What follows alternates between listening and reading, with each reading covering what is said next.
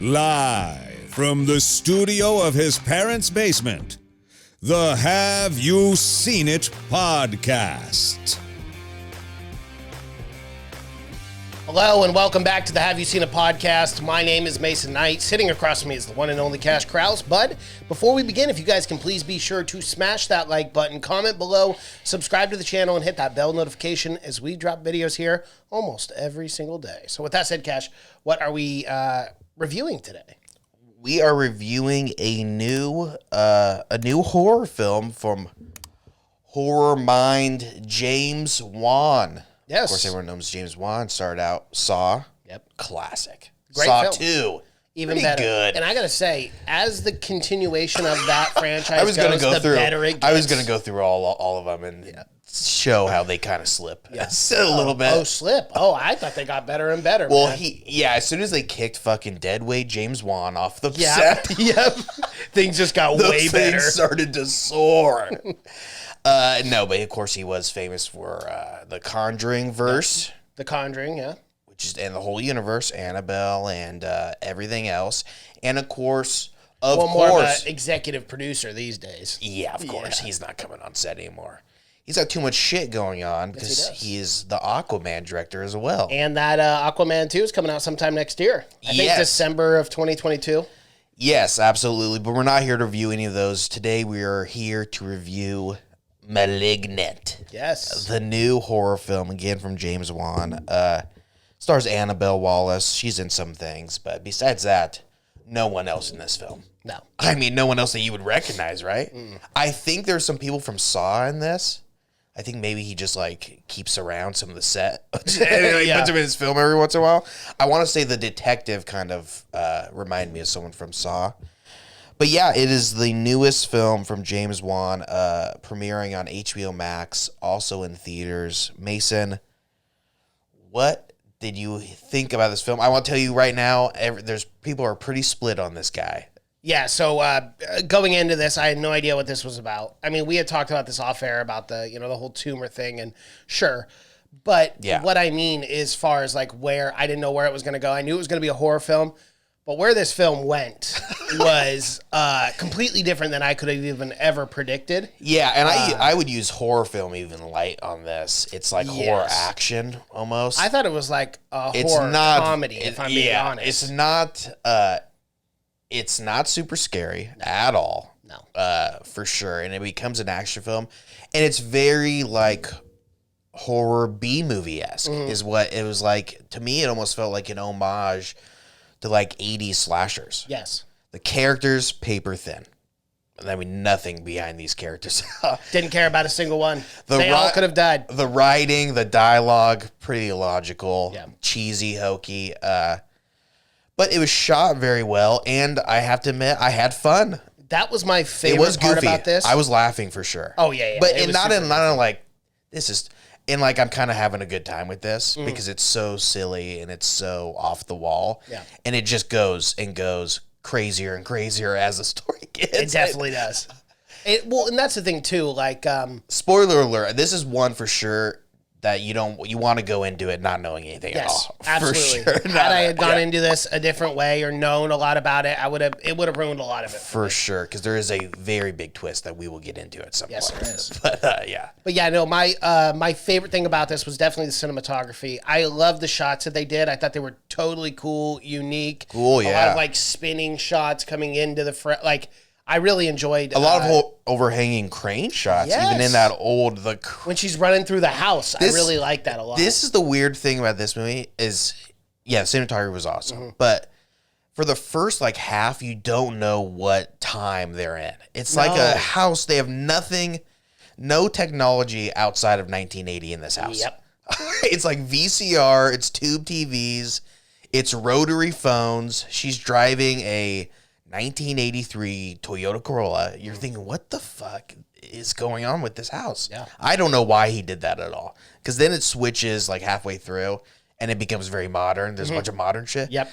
But the house is something straight out of we were joking about it. What year is this? Yeah. I have no idea why he did that, but Well, it's a good point, too, because, like, I didn't know what time period it was. And then I started thinking, oh, is this one of those psychological films where it's like she's actually in the past, but somehow her future self? Because, like, even especially, like, the attic scenes. Because we were going into it, both of us thinking it was going to be more of an elevated horror. Yes. Like a slow burn-esque. Yeah. So I was totally shocked when I did watch the film, but I didn't know if it was like her and then her in the attic was like modern day times or whatever. I didn't know what the hell was going on. But that ended up just being her mom. That's what I thought too. I thought when they first did the first flashback, I thought she was getting the thing of like what it looks like the upcoming One Night in Soho or whatever. It's like she's going back and forth. Yes. But it's not the case of that. And I thought for sure it was the house, right? The creepiest fucking house you've ever seen. And she refuses to leave it. Yeah. So the whole time. She even went back to that the house. whole time. Yeah. And break-ins every night. Every single night. Well, technically not break-ins, but every single night something was going on in that house. And typical fucking white woman refuses to leave this. I know. She goes downstairs.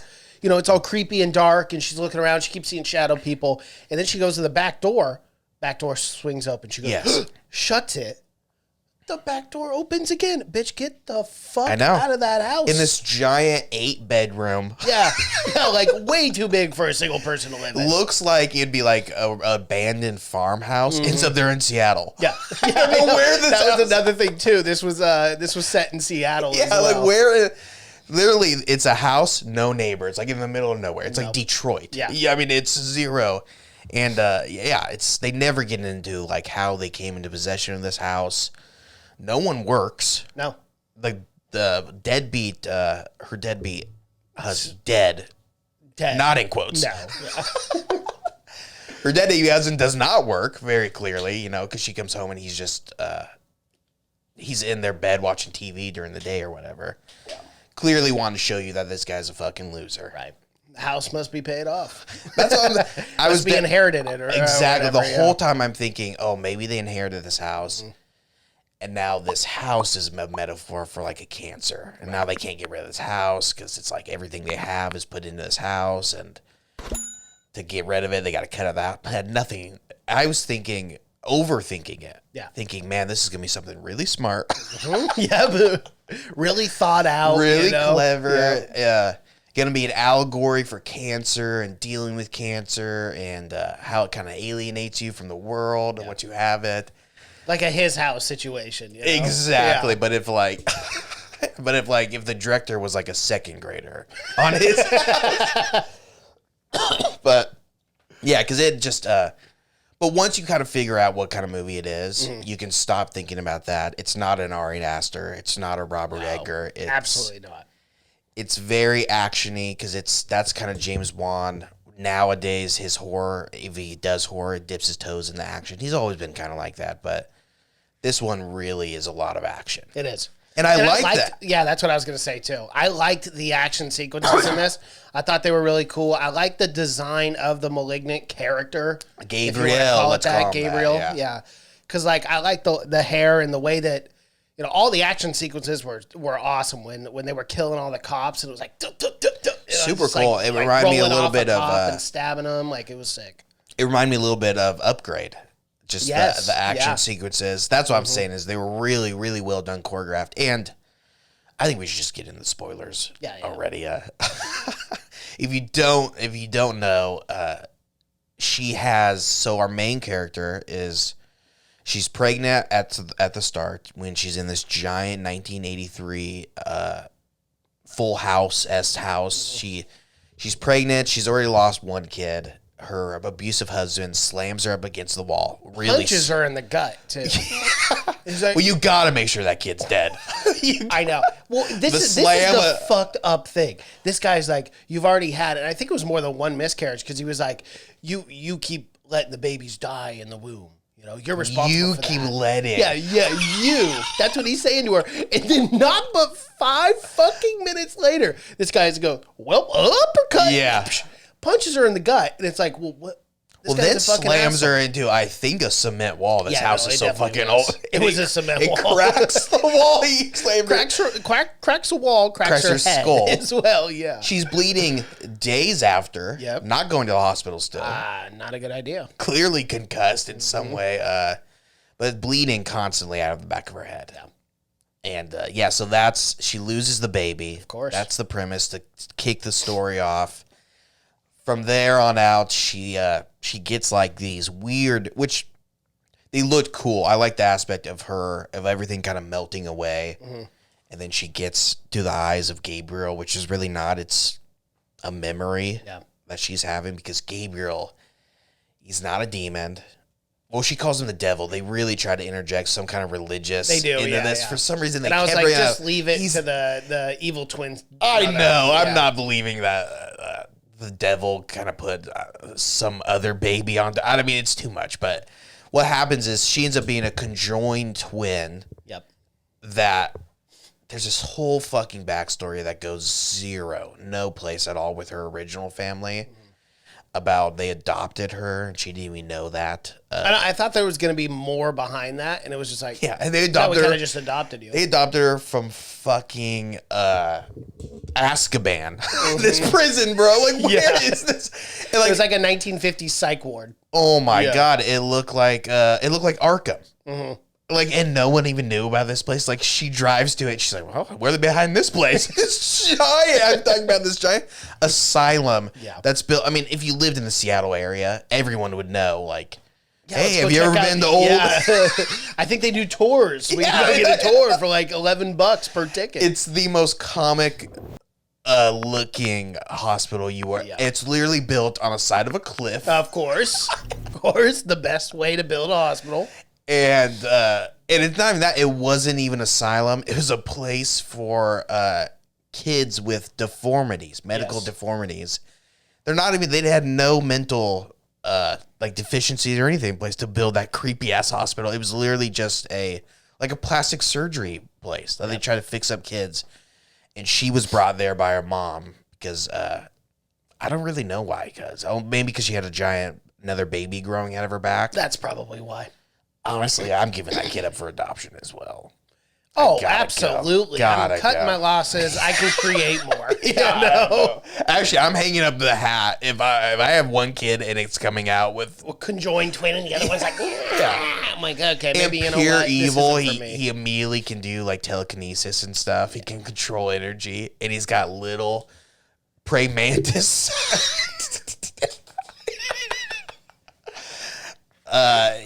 So she ends up having a conjoined twin, not any conjoined twin you've ever seen. One completely, it's like Professor Quill, Voldemort style. Remember the first Harry Potter? He has Voldemort on the back of his head. That's definitely Malignant, or Gabriel. Yeah, that's exactly what I thought of. She has a super. Never explains why she has super strength. In my own head canon, it was like. She's got the strength of two people, I guess, right? Yep. But really, it'd be strength of her and one baby because he never developed. So he'd be like, you wouldn't be that much stronger. Right. Just be you and the strength of like an infant also. So you wouldn't be. But man, she is unbelievably strong. He's unbelievably strong. Well, and too, I mean, she kind of finds out, kind of ruins her day that she's actually responsible for all those murders. Yes. Yeah. And in a very over stylistic-esque murder of all these people. Because Gabriel, what she doesn't know is he's going around killing all the people that really just tried to help him. Yeah. They briefly go over that they gave him shock therapy, which... Why? If you have a control, it makes no sense. Like you couldn't put just the shock therapy like on Gabriel. I mean, you'd have to put it on both of them. Of course. So you're shocking... Well, why not just try to just remove it, you know? I know. Well, and then how do they do that, though? I mean, like, it's part of their skull and everything. What they do, it's so Hollywood thinking. They pretty much, like, slice it and just cram Gabriel into the skull. Like, fit in here, little guy. It's fine. She's fine. Sew it up. She's a completely normal kid. No brain, everything's fine. Giant full body scars. Yeah. They slice her all the way down the back of the head. No, She didn't know. Had no idea idea that she had a conjoined twin. Well, remember, everything was completely erased until 8 years old. Yes. She has no memory of anything, which is very convenient, right? But no scars or anything. It's just it is gruesome how they do it. Is they just shove Gabriel inside of her. Like she'll be fine. Sew her up. We're good to go. Even though this guy was already, he was controlling shit with his mind and stuff. These doctors immediately they turn into like these film-esque B-movie doctors. We're like, we gotta cover this up. Yeah. Why? Call fucking National Geographic. I know, get them out here. Get all the best scientists out here and try to figure out what the fuck is going on. Yeah. This guy is controlling shit with his mind. Conjoined twins don't. That's not how they work. No, that isn't. Not at all. Typically, anyway. No. You actually cannot have conjoined twins can only be they have to be identical. You can't have a male and female conjoined twin. So right there, you would immediately be like, I gotta get on the phone. I'm getting a Nobel fucking prize for this thing. That makes a lot of sense. I didn't even think about that. Duh. Yeah, because the cells that split are from the same cell, so you could never have a male and female. It would make even the conjoined twin process that much more complicated. Yeah. That both female and male. Yeah, that's true. Not only that, but he had you can't dive too deep into any of this because it's completely illogical. But like any B slasher film, you can't dive into these. But he has his own set of vocal cords. Yes, he does. That means he would have to have his own dick and balls. Yeah. What's going on there? How is his voice so deep with no testosterone or anything? It should have been super fucking high, like Mike Tyson-esque. It would have been a lot less scary, but like a vibrato or whatever they're called. Yeah, exactly. A super high pitched, like Michael Jackson. Opera singing. Yeah. Which he was already Michael Jackson-esque. You're ignorant. Quit being ignorant. You ignorant. Yeah. Which would make a lot of it does not make sense. I ended up having fun with it. Yeah, because it was so silly. The scene when he takes out 30 fucking cops. I like the prison scene too. The prison scene was, or not prison, but jail. Right. When those girls are giving her a bad time, and then that was very horror-esque, but again, that slasher horror, where that scene I really did enjoy, because then it's the tropey cop, the tropey security guard, he's like, what is going on? I know. He has a huge takes a couple shots ring of keys on it. That's what always. I said. I literally said that watching it. I go, of course he's got the key. Of course it's not someone hitting a button from the other side. No, of course it's he's got the ring of keys. It's a giant fucking Pirates of the Caribbean. Yes. They got a little dog there. They got keeping guard. Yeah, so what we got to talk about is Gabriel is on the backside. So when he takes over, he is walking backwards, and it's very cool. Yeah, you can tell well, and then at no point does it seem like it's a guy just facing normal and then flip clothes and then a mask on his other side of his face. At no point is he just walking normal. No, he's always kind of. But you think she'd be so sore in the morning? Oh my god, dude! He's twisting and contorting the body when he starts walking. You think she would be fucking just every day waking up what the fuck happened? I can't move. Why can't I move? Yeah, all my bones so broke. Yeah. But that's the technical aspect I really enjoyed about that. Is it did even when he's fighting backwards. Mm-hmm. And I knew from immediately because the twist isn't until the third act where they tell you, oh my God, she's a conjoined. But you start to figure out, I knew immediately that whoever this guy was he was moving backwards the entire time. Because you can tell when he walks fucking really weird. Yeah. Not even that, but his hands got to be like this the whole time, reaching around his back. So they did a really good job of keeping up with the continuation of that character. Yeah. Even when he's fighting backwards. Ended up being very helpful for him because you can bend back, you can bend forward. It's anyway. And I did like the reveal, quote unquote, reveal of Gabriel the first time. I mean, we always knew it was Gabriel killing, but we didn't see him, quote unquote.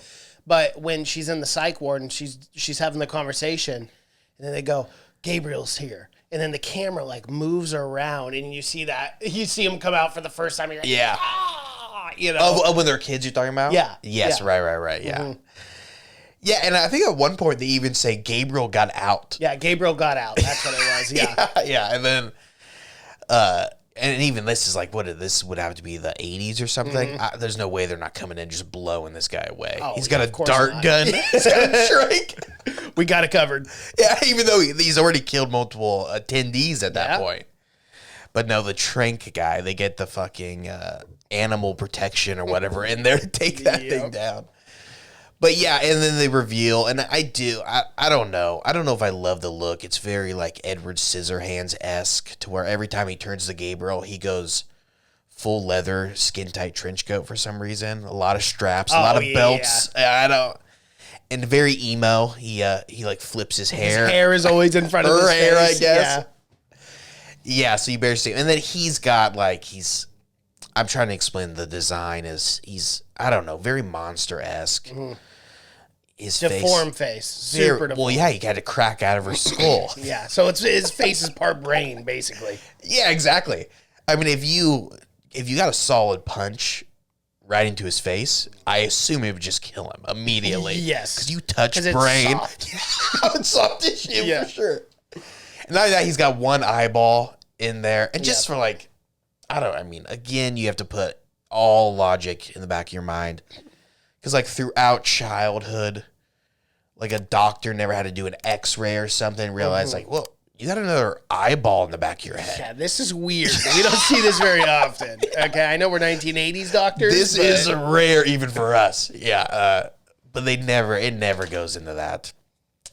The story ends up going is that because of her husband cracking her head open, Gabriel was able to escape through her head, through the head crack. Not even that, he's been absorbing energy. So he's got the power of like 3 babies at this point. Yeah, because he's absorbing energy from the fetuses. Yeah, which is just giving you super strength. Oh, for sure.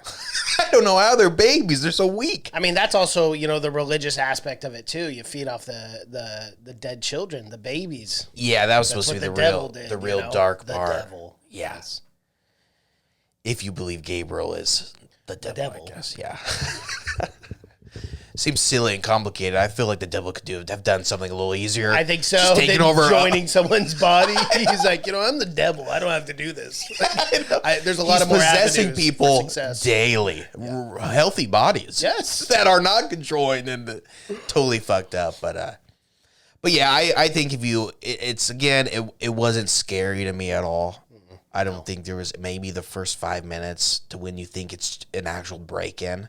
Yeah, I guess. You think but even then, like, I thought it was kind of like, I thought it was a horror comedy at first. The first 5-10 minutes, I was like, this is going to be fun. That's the thing, is like the first 10 minutes, you immediately know it's B. Like, there's something going on. Yeah. They were like, it's fun. Like, that was the weird feeling, is like 20 minutes in, I'm like, this is not, I know for a fact this is not going where I think it's going to go. Yeah. But like you said, it was shot really well. One of my biggest technical complaints is they clearly filled the house with a lot of like fog to make the rays of light. But you can tell it just looks super smoky at some points. Yeah. Like you can see fog rising. It's like clearly there's not supposed to be fog in the house. That's something filmmakers do for the moon rays, so you can see the moon rays and catch on camera. You have to fill it with fog. But I don't know what they did in like post-production, but they didn't like digitally remove some of the fog after. Yeah. Because it just looks like she's like hotboxing that house. It does all the time. Like, it's super foggy. Even the ground. Remember when she walked in that one spot? And I'm like, why is there so much fog on the ground? It's so overly atmospheric. Like they were like, we got to make this fucking feel creepy. Yeah. So much so where they were just pumping fog in that house and did not have enough time for it to clear because it looks just kind of smoky at times. Yeah. But it is in Seattle. Our backyard. They even go on an underground Pike's Place. They go on an underground tour that I've been on. Yeah, I've been on that underground tour. Yeah, I mean, it would be a lot creepier if I knew there was a conjoined twin running rampant and killing people and turning off lights. Yeah, grabbing random tour guides. You think? It's his real mom. It is. She's doing pretty well. She is. She's got her own little I thought for sure business. After giving birth to a fucking creature of the night, you would have saw her like hanging off a bridge or something. Oh, meth addict. Or meth addict, yes. For sure. OD on the side of the road. Doing very well. Yeah. She's living her best life after dropping that fucking kid to the side of the road. She's doing awesome. How crazy is that they built a city on top of a city? Oh, Seattle. And it happens actually in a lot of places too. Portland's the same thing. Yeah, they have. It's just the weird, like, simple mindedness of those old days. We're like, what just makes sense? Yeah, we got a city. Build on top of each other. Build on top of it. I mean, what do you want us to do? One day we're gonna have levels to this, you know. I mean, Eventually, we'll have to get rid of this one, and we're gonna have to keep building. Yeah, it is cool going on that tour if you haven't gone. Yeah. It's not nearly as creepy, but it is like endless tunnels, and there is like so much shit down there because it's like once every building was on top of a tunnel or whatever, they just started putting like their storage shit down there, like trash and shit, because they're like, where else are we gonna put it? So there's a lot of shit down there. But yeah, I thought that was kind of cool. Yeah. But it's a red herring because you think his whole operation is in the tunnels. Yeah. Because the tunnels look exactly like, but then you figure out it was the attic. Yeah, she was in the attic. Yeah, the whole time. The attic looks like, this is the attic of her house. It looks like an industrial, like, attic you would see in like an old factory or something. Oh, for sure. That attic is a giant huge, and the window, the giant window too. I'm like, in an attic? Why do you need a window in an attic? This attic was bigger than any room in the house. For sure. It went up like 20 feet. Like the ceilings were elevated. Like she never went up there. Not one time.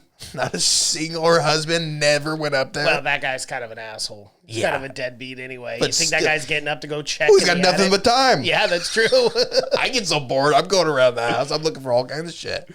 But yeah, that attic was comical how big it was. Yeah, it was. He had a woman crucified. Yeah, the whole time she's just hanging up there, you know.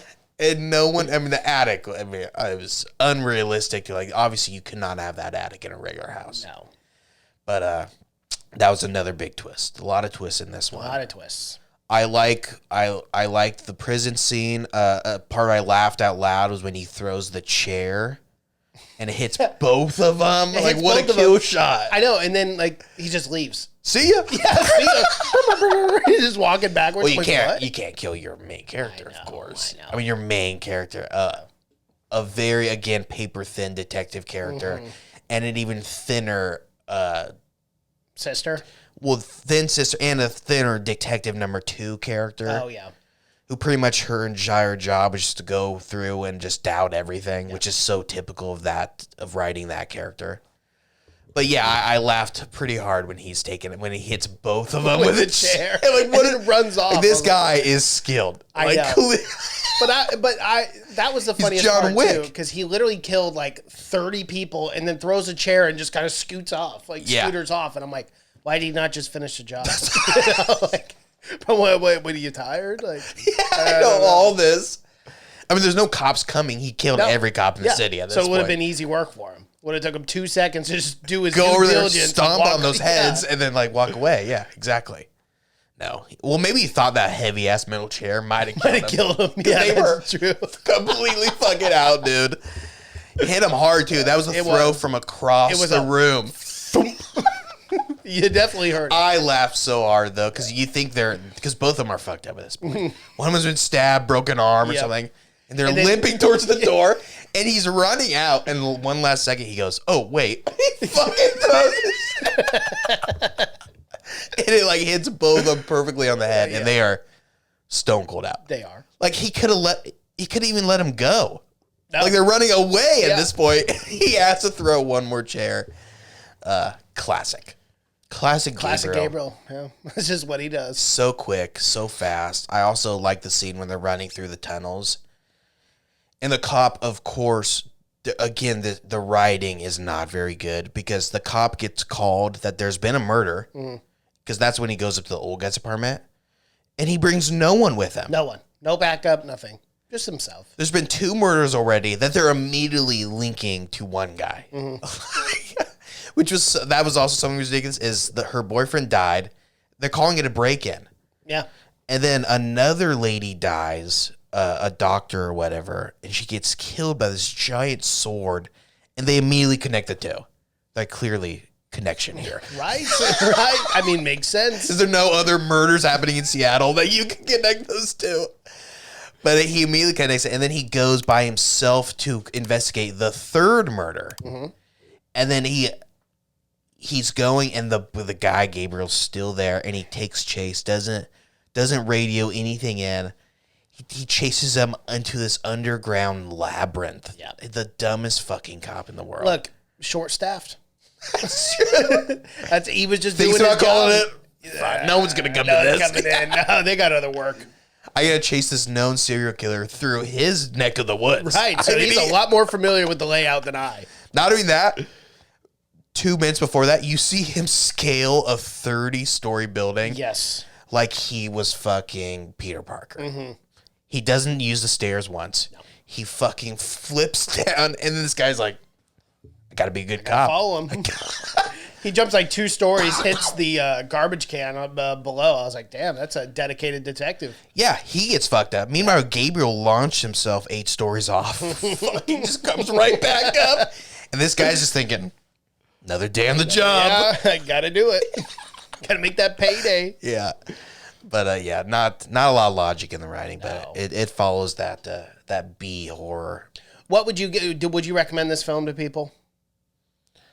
You know, it's kind of the weird thing where I definitely would recommend it on streaming, but I got a feeling if you went to a movie theater with a good crowd, you could have a lot of fun with this movie. Yeah. So I definitely recommend it. But it depends. Yeah, go and see an HBO Max and go and see it. If you can go to a theater that's packed, I got a feeling people would be laughing the entire time and having a really good time with this film. Because once people realize that this is not going to be scary, they can start to having a really good time because it is really silly and really goofy. But I'd recommend it. I would. It's not what I thought. But I actually have a different recommendation. I think I would have been a little more upset just because I thought this was going to be like a grounded horror film, maybe like a psychological horror film. I think I would have been upset had I had gone to the theater and saw this. But luckily, I just watched it on HBO Max. So yeah, well, it was better. If I went to a theater and I was the only one in the theater, which is usually how it is. Yeah. I mean, unless you go on a Friday night or Saturday night, then yeah, I probably would have been upset because it would have been me laughing at this kind of absurdity. But I think if you got a good crowd, because I saw it with 4 other people and we were laughing too. Mm-hmm. So I guarantee a full audience would be cracking up at some of this shit, dude. But yeah, I think I would recommend it. Okay. HBO Max, you can go see it. It's not James Wan's best film. No, absolutely not. It's also not a bad film either. No, I like The Conjuring and I like Saw more, I would have to say. Yeah. But this is a perfect film, I guess, to be on HBO Max. I guess he could do it in between filming Aquaman. Yeah, guess so. So it works. What's the budget on this bad boy? The budget was $40 million for this. Made 16.4. That's pretty spendy for a horror film budget. Oh, yeah. I mean, $40 million is nothing compared to most things. But for this film, but when you got Blumhouse, who gives you like $6 million to make a film, and then they make $600 million. Yeah, that's why I'm kind of surprised. But I guess there is a lot of technical aspects in this film, and this film again feels like an action film, and action films are expensive. They are. They're expensive to do. But yeah, $40 million, pretty spendy. It's pretty spendy. It's not shot on a lot of locations. No, I mean it's all sets. They didn't go shoot in an old Arkham style hospital. It's all set. The only like locations they filmed, they did like drive-bys. So like Pike's Place and stuff was kind of a drive-by, but they didn't have to, rent out a space for a day. No, and because they go underground, which is completely a set. Yeah. I mean, absolutely a set. It's all fabricated for sure. But yeah, there is. I mean, I think his entire face and a lot of his movements are CGI helped. I mean, so I think that probably is where a lot of the budget goes to. Yeah. But yeah, not bad movie to start off the spooky season. No, not at all. For sure. Not at all. All right, well, that is our review for Malignant. If you guys like what you're seeing here, please be sure to like this video, comment below, subscribe to the channel, and hit that bell notification as we drop videos here every single day. Thank you so much for watching and listening. My name is Mason Knight. That is Cash Krause, and until next time. Bye.